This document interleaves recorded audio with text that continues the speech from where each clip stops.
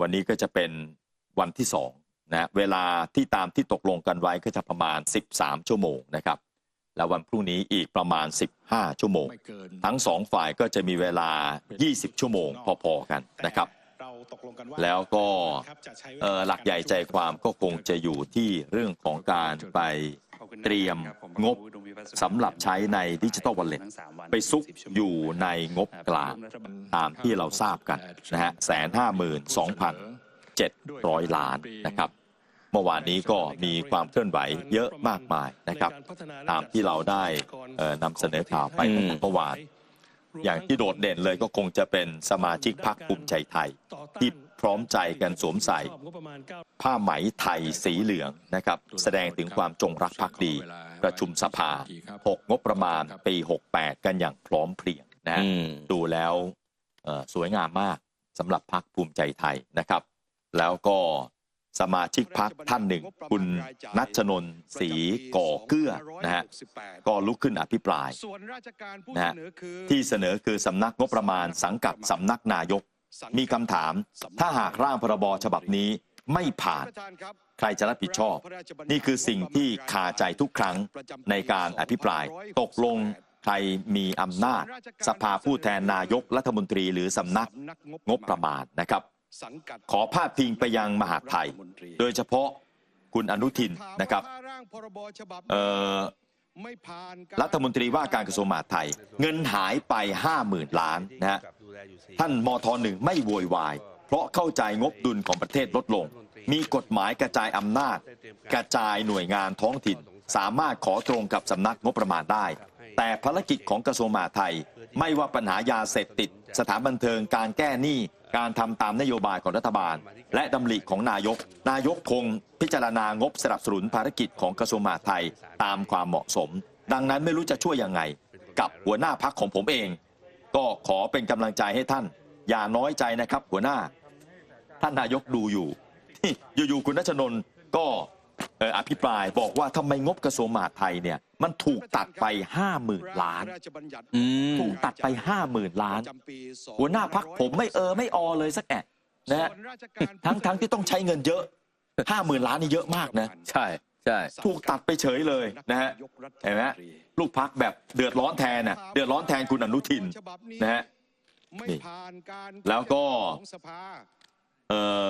เมื่อวานนี้นะครับคนหนึ่งที่ต้องติดตามก็คือรองนายกและรัฐมนตรีว่าการกระทรวงการคลังนะครับคุณพิชัยนี้ต้องถือว่าหลายฝ่ายจับตาดูนะว่าท่านจะชี้แจงท่านจะอภิปรายตอบข้อซักถามของบรรดาฝ่ายค้านยังไงเพราะว่ากระทรวงการคลังก็เป็นที่จับตาดูนะครับนี่ส่วนเรื่องของGDP ของประเทศมีอัตราการเจริญเติบโตเกิน 10% เป็นที่อิจฉาของชาวโลกนะฮะอันนี้คุณรัฐมนตรีว่าการกระทรวงการคลังเนี่ยลุกขึ้นมาบอกว่าตั้งแต่ช่วงเช้าที่ผ่านมาก็ฟังมาตลอดนะครับแล้วก็มีการตั้งคำถามว่าทำไมรัฐบาลตั้งงบประมาณขาดดุลมากกว่า 800,000 ล้านเป็นการสร้างหนี้สาธารณะทำให้ฐานะการคลังแย่ลงหรือไม่รัฐบาลจะทำอย่างเป็นระบบให้สอดคล้องกับสถานการณ์ที่เกิดขึ้นเพราะเมื่อ 25 ปีที่แล้ว GDP ของประเทศไทยมีอัตราการเจริญเติบโตเกิน 10%เป็นที่อิจฉาของชาวโลกแต่หลังจากวิกฤตต้มยำกุ้งจะเห็นว่า 5 ปีแรกเติบโตเพียง 4.5 ทุกๆ 5 ปีตกลงเป็นขั้นบันไดนี่เป็นสตาร์ตตั้งแต่ GDP 10% นะฮะเมื่อ 25 ปีก่อนยอมรับว่ามีสิ่งผิดปกติในเชิงโครงสร้างของสังคมและเศรษฐกิจไทยแปลว่าเราไม่มีโครงสร้างขีดความสามารถแข่งขันกับชาวโลกประเทศไทยเป็นประเทศอุตสาหกรรมและเกษตรกรรมที่มีฐานการผลิตแบบทั่วไปไม่ได้รับการดูแลอย่างเข้มงวดให้เป็นเทคโนโลยีสมัยใหม่มีต้นทุนการผลิตสูงส่งออกสู้ประเทศเพื่อนบ้านไม่ได้แต่การแก้ปัญหาไม่ว่าจะเป็นเทคโนโลยีใหม่ๆหรือโลกสีเขียวไม่สามารถแก้ไขได้ใน1 ปีหรือ 6 เดือนต้องทำวันนี้เพื่อให้สิ่งเหล่านี้บรรลุเป้าหมายได้และให้ทันชาวโลกและแซงได้ในที่สุดงบประมาณการจัดรัฐบาลทำในระยะสั้นกลางยาวจะขาดดุลเท่าไหร่ก็แล้วแต่กรอบวินัยการเงินการคลังต้องไม่เกินกรอบสถานการณ์เมื่อในต้นปี 68กำลังซื้อของภาคครัวเรือน นะมีปัญหาจากยอดจดทะเบียนรถยนต์รถจักรยานยนต์และรถบรรทุกซึ่งเป็นสินค้ายอดนิยมของคนไทยไม่ว่าเศรษฐกิจจะตกแค่ไหนแต่ยอดไม่เคยติดลบแต่วันนี้ติดลบมากกว่า1 ปีแปลว่าภาคครัวเรือนไม่มีกำลังซื้อจริงๆส่วนภาคผลิตโดยเฉพาะอุตสาหกรรมรายย่อยและเกษตรกรก็หดตัวต่อเนื่องเหลือเพียงภาคการท่องเที่ยวที่ยังขยายตัวได้ดีนะแรงขับเคลื่อนทางเศรษฐกิจต้องใช้ระยะสั้นอาจน้อยลงหรือเท่าเดิมถ้าไม่มีมาตรการเพิ่มเติมรวมทั้งหนี้ที่อยู่อาศัยหนี้ยานพาหนะที่ไม่สามารถชำระหนี้ได้เป็นเครื่องยืนยันว่าจากเศรษฐกิจที่เติบโตต่ำรายได้น้อยกว่ารายจ่ายทำให้เกิดหนี้สูงและไม่สามารถชำระหนี้ได้มีหลายกลุ่มไม่สามารถเข้าถึงแหล่งสินเชื่อได้ส่วนปัญหาที่2 NPL ยังสูงอยู่ในระดับต่อเนื่องโดยเฉพาะธุรกิจที่มีสินเชื่อไม่เกิน500 ล้านบาทหนี้สาธารณะก็จะขึ้นโดยปริยายเป็นหน้าที่ของรัฐบาลที่ต้องดูแลและให้ความช่วยเหลือด้วยความมุ่งมั่นนะฮะนี่คือส่วนหนึ่งของการอภิปรายชี้แจงจากทีมนี้เลยฮะ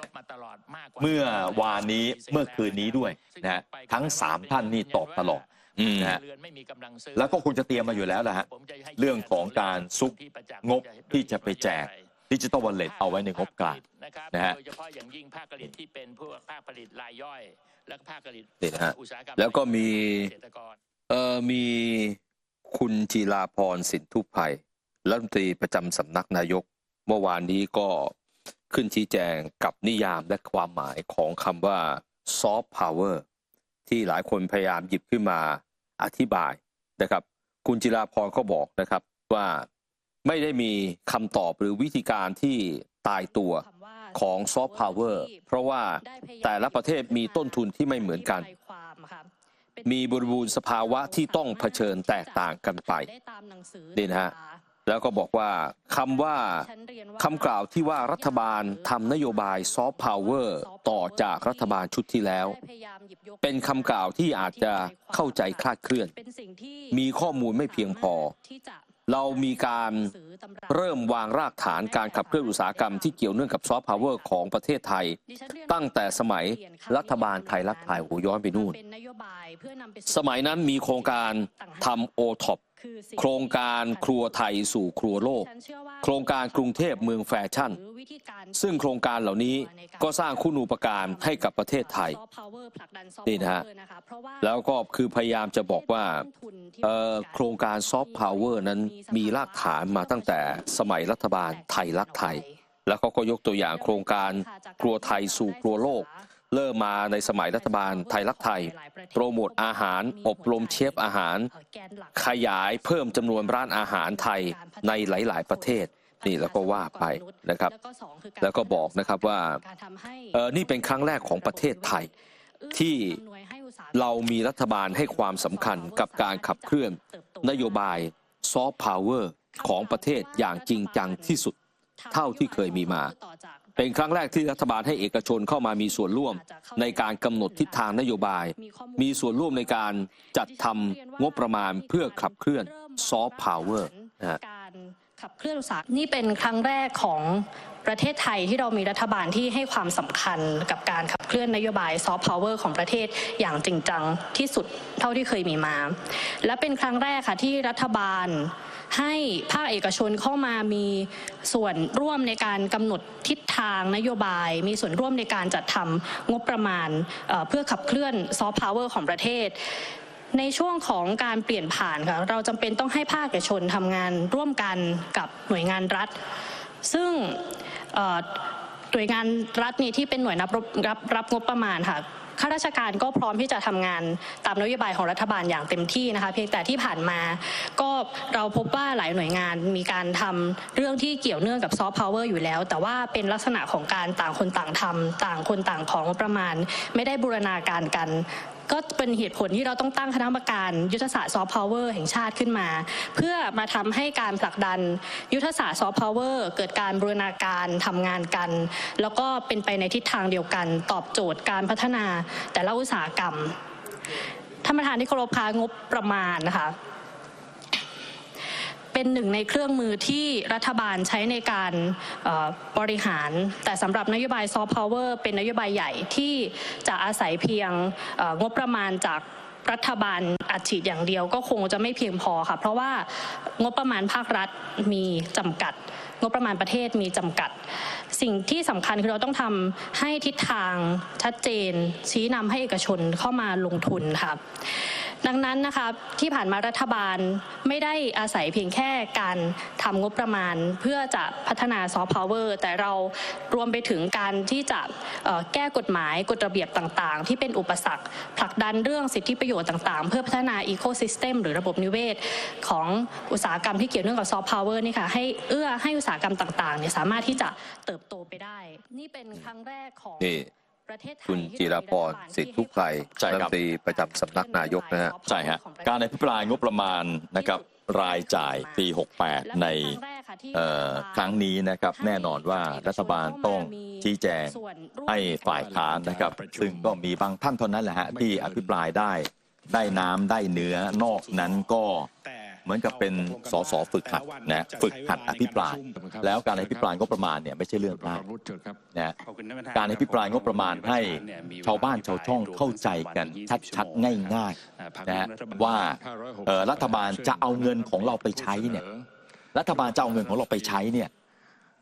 ใช้จ่ายตรงไหนก้อนไหนยังไงและทำไมใช้แบบนั้นนะฮะหน้าที่ของฝ่ายค้านต้องอภิปรายให้ชาวบ้านฟังเข้าใจฝ่ายค้านเนี่ยทำได้ไหมได้เพียงแค่บางท่านเท่านั้นนะฮะโดยเฉพาะท่านที่อาวุโสหน่อยมีประสบการณ์อย่างคุณจุลินไม่ต้องพูดถึงนะฮะก็แน่นอนอยู่แล้วนะฮะส่วนนอกนั้นดูแล้วเหมือนกับสสฝึกหัดขอได้พูดออกหน้าจอแค่นั้นแหละไม่สามารถที่จะชี้ให้ชาวบ้านชาวช่องนะที่ติดตามดูฟังอย่างเข้าใจได้ว่าเอ๊ะทำไมรัฐบาลทำแบบนี้รัฐบาลเนี่ยตั้งงบประมาณรายจ่ายปีนี้นะมากกว่าสมัยของรัฐบาลที่แล้วนะฮะมากกว่าสมัยของรัฐบาลที่แล้วนะครับมากแต่ว่าสิ่งที่รัฐบาลจะทำให้เห็นผลนะครับแล้วก็ตอบเป็นเหตุเป็นผลให้เข้าใจเนี่ยชัดหรือไม่ชัดอยู่ที่ความสามารถของฝ่ายค้านนะฮะการจัดงบปี68เพิ่มขึ้นจากงบปี67ถึงเกือบ 8% ท่านผู้ชมฮะเกือบ 8% แทนที่งบลงทุนจะเพิ่มขึ้นนะฮะ7หรือว่าเกือบ 8% ก็ไม่ได้ตามนั้นมิหนำซ้ำนะฮะมิหนำซ้ำก็คือส่วนหนึ่งอย่างที่เราทราบอยู่ในงบกลางกู้ไปแจกเห็นไหมกู้ไปแจกเงินดิจิตอล 152,700 ล้านนะครับแล้วก็งบประมาณ2ปีที่ผ่านมารัฐบาลกู้มาชดเชยการขาดดุลถึง 1.5 ล้านบาทนะครับ2ปีรัฐบาลกู้มาเกือบ2ล้านบาทกู้มานะฮะเกือบ2ล้านบาทแล้วงบลงทุนเป็นยังไงสูงไหมอะไรยังไงอันนี้เป็นหน้าที่ของฝ่ายค้านที่ต้องแบบอภิปรายนะแกะออกมาขยี้ออกไปอธิบายให้ชาวบ้านเข้าใจฟังกันง่ายๆว่ารัฐบาลตั้งงบแบบเนี้ยถูกไหมคุ้มไหมนะอย่าลืมว่ารัฐบาลชุดที่แล้วเนี่ยต้องผจญกับโควิด 2-3 ปีนะใช่ส่วนหนึ่งเนี่ยใช้งบไปกับการจ่ายให้กับค่าวัคซีนนะจ่ายชดเชยช่วยเหลือประชาชนแต่ว่ารัฐบาลชุดนี้แหละใช่ไหมรัฐบาลชุดนี้อาจจะโชคดีตรงที่มีฝ่ายการชุดนี้ไงโชคดีแค่นั้นน่ะเห็นไหมฮะก็ติดตามต่อไปวันที่2ฮะติดตามต่อไปวันที่2นะฮะวันแรกก็ผ่านไปด้วยดีนะฮะก็วันแรกก็ถือว่าท่านจุลินนะฮะคุณชัยธวัฒน์คุณไหมสิริกัญญานี่อภิปรายโอเคเลยนะฮะนี่นะฮะแล้วก็วันนี้ติดตามอีกเรื่องหนึ่งนะท่านผู้ชมครับวันนี้วันที่20วันนี้จะมีการประชุมของทางสหพันธ์การขนส่งทางบกแห่งประเทศไทยนำโดยคุณอภิชาติไพรรุ่งเรืองซึ่งเป็นประธานบอกว่าจะประชุมกับสมาชิกผู้ประกอบการขนส่ง12สมาคมเพื่อที่จะรองรับมติว่าจะดำเนินการยังไงต่อไปกับการเพิกเฉยของรัฐบาลต่อข้อเรียกร้องของทาง สมาพันธ์ที่ก่อนหน้านี้เขายื่นหนังสือให้รัฐบาลให้ช่วยตรึงราคาดีเซลไว้ไม่เกิน30 บาทต่อลิตรคือเมื่อวานนี้เนี่ยทางคุณอภิชาติบอกว่าเรายื่นหนังสือไปแล้วก็ให้เวลารัฐบาลในการให้คำตอบหรือว่าจะมีมาตรการช่วยเหลือยังไงให้ภาคขนส่งดีเซลเนี่ยนะฮะไม่เกิน30 บาทต่อลิตรแต่ปรากฏว่าไม่มีแอคชั่นอะไรออกมาเลยจากทางรัฐบาลฉะนั้นวันนี้เขาจะมีการประชุมกันว่าหลังจากนี้จะทำยังไงแล้วก็บอกตัวเลขที่เคยบอกมาแล้วสหพันธ์จะปรับขึ้นค่าขนส่ง 9% ถ้ารัฐบาลไม่ยอมทำตามข้อเรียกร้อง 9% นี้มาจากไหนนะฮะก็ถ้าราคาน้ำมันดีเซลขึ้น1 บาทที่เกินจาก30 บาทต่อลิตรก็จะทำให้ค่าขนส่งปรับขึ้นประมาณ 3%ตอนนี้มัน 32.94 ตีสัก33ก็คือพ้นจาก30 บาทเนี่ยมา3 บาทแล้ว1 บาทต่อ 3%ฉะนั้นดีเซลปรับเกิน30 บาทมา3 บาทค่าขนส่งก็จะปรับขึ้น 9% นี่นะฮะเขาบอกนะครับว่าการปรับขึ้นนี้ถ้าจะคิดง่ายๆก็จะทำให้ค่าขนส่งจากเดิมที่คิดราคา 10,000 บาทจะเพิ่มเข้าไปอีก900 บาทแล้วก็นอกจากผู้ประกอบการขนส่งทางบกแล้วนะครับยังมีกลุ่มพวกรถกระบะรถปิกอัพซึ่งเป็นขนส่งเหมือนกันเป็นสมาชิกของทางสหพันธ์เขาก็จะปรับขึ้นค่าขนส่งอีก 9% ด้วยเช่นกันนี่นะฮะวันนี้ทางกลุ่มนี้เขาจะประชุมกันบ่ายโมงนะฮะบ่ายโมงถึงบ่าย3 โมงก็น่าสนใจว่าพอประชุมเสร็จแล้วเนี่ยเขาจะดำเนินการยังไงต่อไปเกี่ยวกับเรื่องนี้มาร่วมสนับสนุนท็อปนิวส์นำเสนอความจริงได้แล้ววันนี้เพียงกดปุ่ม Super Thanks แล้วเลือกจำนวนเงินตามที่ต้องการได้เลยครับขอบคุณครับ